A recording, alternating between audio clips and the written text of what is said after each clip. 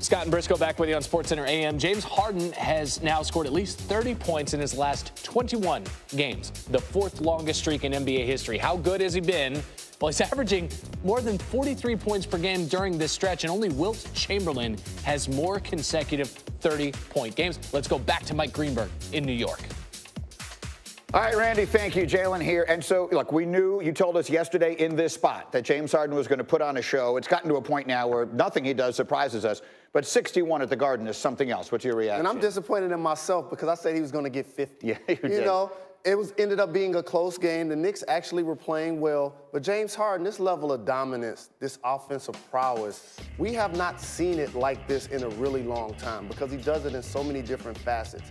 He also attempted 25 free throws, 20 three-point attempts. No player has ever done that.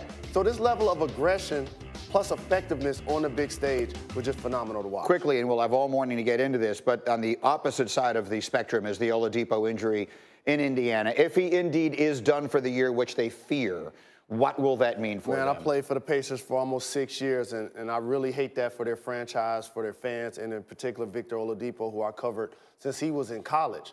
A terrific all-star level player, was the leader of that basketball team. They're amongst the top 4 in the Eastern Conference. It's definitely going to put them in a position to now fall to the latter part of the playoff race, probably 7th, probably 8th if they can hang on. But it's a devastating loss for everybody involved. We've got a lot of hoops to get into this morning, and we have Josh McCown in our studio talking football and Super Bowl and a whole lot more. We're just a few minutes away here on Get Up, but right now.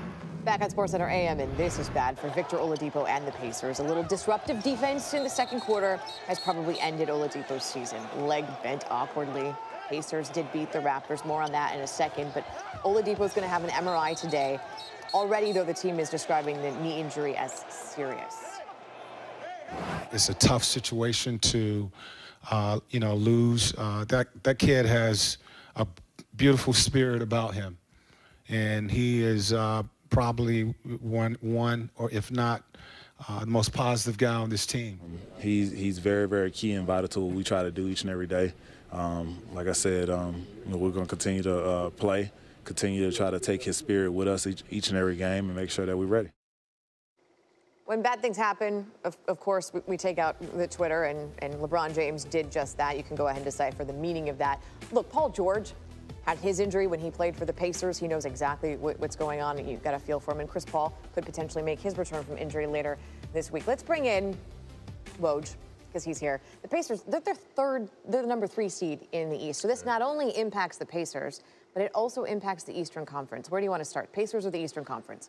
Well, certainly the Pacers. And the preliminary exam last night on Oladipo left the team extremely fearful that this is a season-ending surgery, that he'll need surgery, and he'll get the MRI today. But, this is a player who, has been really at the center of this revival in Indiana, and not just with the Pacers, but back at University of Indiana when he played there. Yeah. They were very quiet. This is a team nobody talks about. We don't talk about the Pacers, yet they're still right now the 3 seed. They come back to win that game.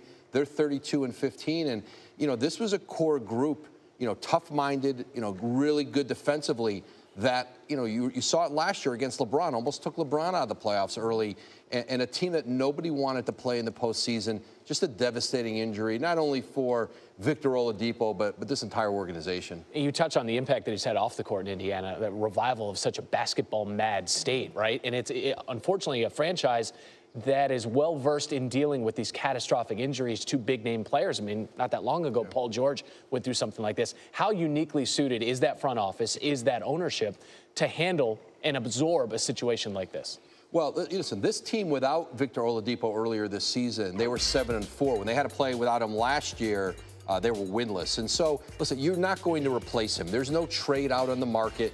There's nobody they're going to bring in, that makes them think, hey, we can perhaps hold on to a home court advantage in the playoffs. Now, they still are very much a playoff team. I'm not sure that the Pacers are going to drop all the way out of the East. Certainly an opportunity there now for Brooklyn, who's been the hottest team in the league here the last several weeks. They're going to get Karis LeVert back at some point here. And now Brooklyn, who's in 6th now, looks at that landscape in the East and says, we're going to be pretty solidified here in the playoffs. But this Pacer team will keep playing. Nate McMillan, their coach, has done as good of a job as any coach in the league over the last season and a half. And this is where, you know, I think really a tough-minded organization will hang in there, stay the course, but there's no big deal out there for them to make. That's not going to happen. One of the things the Pacers almost have going for them, I guess, in the next 15 games as they adjust, only 5 of those games are against current playoff teams. Look, the Pacers acquired Oladipo before the start of last season as part of that Paul George trade. Oladipo blossoms, and this year he leads the team in scoring minutes and usage. He's also on his way, or was on his way, to becoming the second Pacer to average 18, 5, and 5 in a full season. Of course, that won't happen anymore. Thanks, Woj. Let's show you how the game went last night. Raptors, no Kawhi, 4th straight game. So in the 4th, 2:15 to play. Raptors down 4. Serge Ibaka, team high 23 points. Raptors trailing by just 2. Next Pacers possession, Darren Collison knocks that one down. He had 17 points. And at that point, the Pacers were up by 4. 35 seconds to play. Raptors down 4. Danny Green, 3. Back to a 1-point game, and then 15 seconds to play. Thaddeus Young, back and forth. Young, 23 points, 15 rebounds. Pacers back up by 3. 10 seconds left. Raptors still trailing by 3, and they have a chance here with Green. No, doesn't go on. That's how the Raptors lost the game, how the Pacers held on without their best player. 110-106, the final there. All right, meanwhile, you got the Spurs and the Sixers. Jimmy Butler out for the 2nd straight game, dealing with a wrist issue. Sixers has won 4 straight without him, but they're down 8 in the 4th. Here on the break, Ben Simmons just keeping it himself. 21 points for him, makes it a 6-point game. LSU love in the crowd. How about that? LSU won last night as well. Landry Shamet, the beneficiary here, because Joel Embiid starts the fast break with the pin block, and Shamet will finish with the 3-pointer. Embiid was dealing with back stiffness. He was stretching it on the floor during breaks, played nearly 40 minutes. Brett Brown said he felt the responsibility to play. There's J.J. Redick, 3-pointer and 1 of 15 assists for Simmons, so 21 points, 15 assists. He also had 10 rebounds. That's a triple-double. DeMar DeRozan, 26 points, just none there. Wilson Chandler stops him.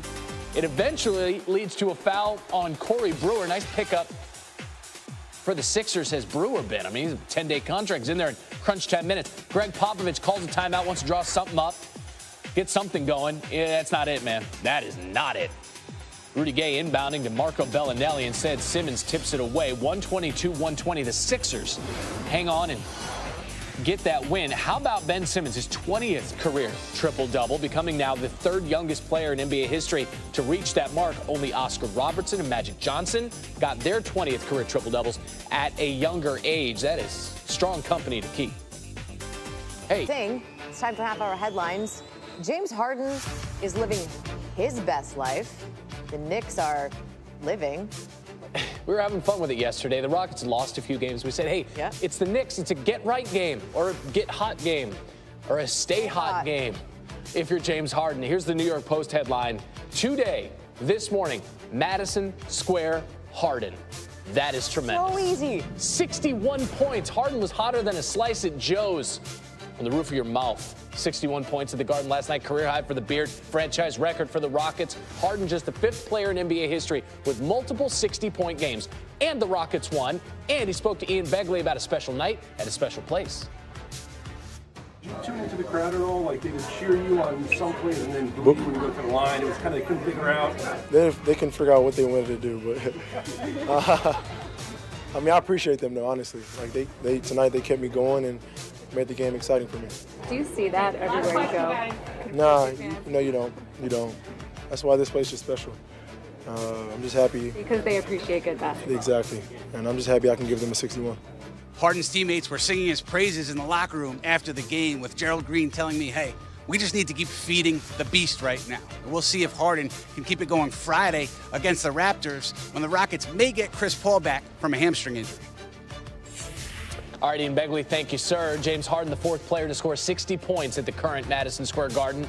Bernard King did it, 60-point game. Christmas, 84. He had more points than the rest of his team combined that night. Kobe went for 61 in 09 against the Knicks, and that set the record for the most points by an opponent at MSG until Harden tied it last night.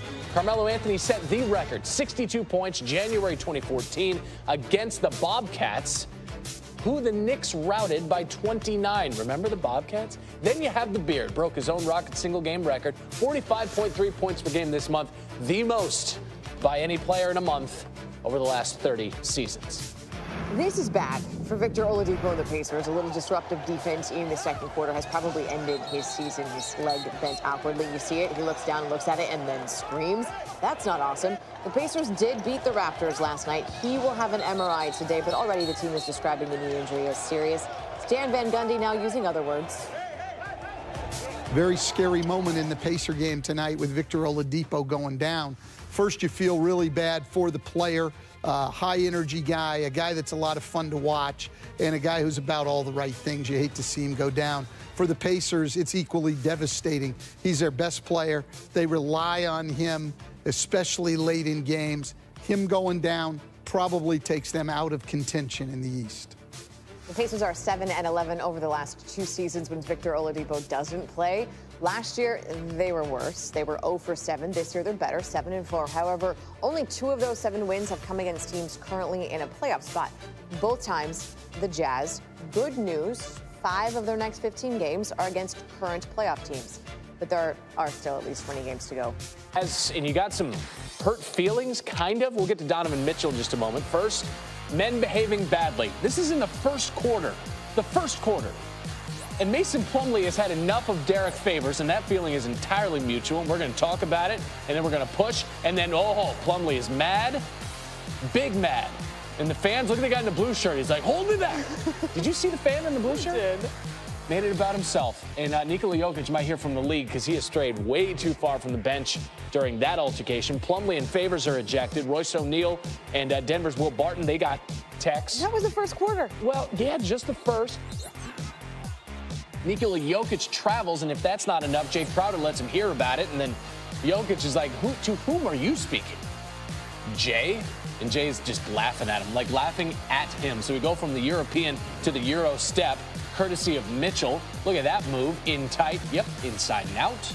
35 points. He's averaging more than 30 a game over his last 10. Jokic had a 20-20 game, but it wasn't enough. The Jazz were just too much. Jay Crowder, it's your night when you're making shots like that. I love how he's like, I meant to do that. No, you didn't. He's fouled on a 3 from the corner that he banks in. You know how tough it is to bank in a corner 3? Yeah. It's okay. Shouldn't have asked the question. This is for real. Randy Nicole on your TV. Good morning. Good morning. We're showing love to the Southpaws this morning. The best lefty in tennis put on a clinic down under. But first, the lefty who put on a show at Madison Square Garden to the city that never sleeps. It's New York, and it was Harden's time last night at MSG. Career high, 36. That's for a game. Here is Harden. MSG moment? My player superstars say they had that guard moment. Do you feel like you've had one yet, or are you still looking for it? I'm still looking for it. Oh, he found it last night. We're scoreless. It's early. First quarter step back, yes. 4-point play for Harden. He makes it look easier than it should be. Later in the first, we're tied at 16. Harden, another 3. 19 points, 4 of 12 shooting in the first quarter alone. The rest of the Rockets, 9 points, 4 of 19 shooting in the first. It was a bit of a theme. Some might call it a problem. But in the second quarter, you're down 9. That's the issue. Down 9 to the Knicks.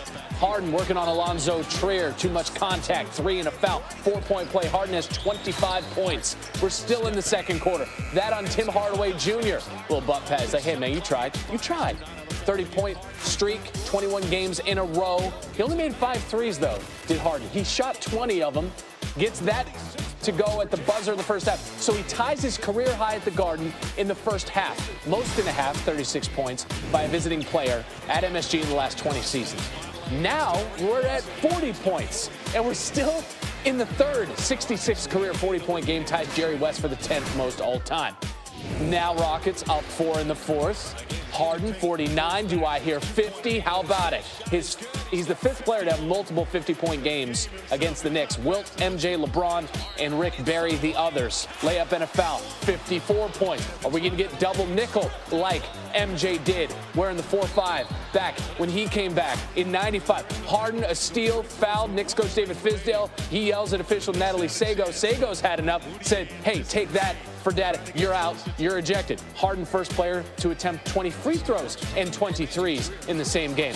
Knicks down 4, under a minute to go. What is this inbound? What is that inbound from Houston? I don't know. You coach your son's team. Mike D'Antoni's like, we set basketball back about 10 years with the way we played the last 4 to 6 minutes. He was not happy. Eric Gordon is apoplectic. PJ Tucker's like, man, what were you doing just putting the ball on the ground? There's a defender right here. Knicks down 2, now down 1, now up 1. Look at Trier balling. So Harden's got to take this into his own hands. The problem was the Knicks finally wised up and defended him away from the basketball. They double him up. They leave Eric Gordon, but Eric Gordon can shoot as well. He hits the 3. Rockets up 2. Order restored because the Knicks are going to nick right here. Turnover, midcourt, final seconds. Harden, that's 61 points. That's a Rockets franchise record. Let's hear from Rockets Radio on how that sounded. Bumped by Gordon. Gordon took it away. It's a steal. Here goes the Bear with 5 seconds. And a left-hand throw down. 61. What an absolutely incredible ending for your Houston Rockets. A new franchise record. 61 points for James Harden. 61 is tied for the second most ever at the current MSG, and none of those 61 points were assisted. Once again, none of them were assisted. Harden averaging 52.2 points per game over his last 5. In the last 50 seasons, 5-0. The only player to have more points in a 5-game span is Kobe Bryant in 06. Kobe had 4 straight 50-point games during that stretch. Harden has had 3 55-point games during his current run. For Harden, though, it wasn't just about what he did, it was about where he did it. This is one of the historical buildings in a sport that we have. Obviously, the fans are one of the best that we have in this league, and so it's pretty cool to come out here and just put on a show for them. When you raised your arms after the final dunk, was it over just finally securing the win? Yeah, for sure. We let the game slip away 3 times, and we've seen that we've been allowing that to happen these last few games, and when we have opportunities to close games out, we have to do it. And a lot of landmarks. What about a career high tonight? In the Garden, I'll take it. You talked about him before the game, but Harden, 61 points. What can he do? Maybe ask the next team that's playing him, because I don't know. I just feel like every time the ball leaves his hands, it's got a chance to go in, and that's greatness. And the guy is he's a great player. I mean, we had a feeling he joined this crew, the best ever all-time performances at MSG. LeBron had 52, 11, and 9 against the Knicks in 2009 for a second straight year with a 50-point game at the Garden. Remember 2013? Well, Steph Curry scored a career-high 54 points. That was his first game north of 50 and a record for MSG because that night, Curry made 11 threes, more than anyone ever. In just his 5th game back from retirement, March of 1995, wearing, as you pointed out earlier, the 4-5, Michael Jordan scored 55, 20 of them in the first quarter. He had 35 at half. Kobe Bryant scored the 61 at the Garden in 2009. That was 2 days separated from LeBron's 52, so solid effort from the Knicks there. Kobe shot 61% from the field and was a perfect 20 for 20 from the line. And then last night, the first game in NBA history with 60 points, 15 rebounds, and 5 steals. James Harden is now the 5th player with multiple 60-point games in his career.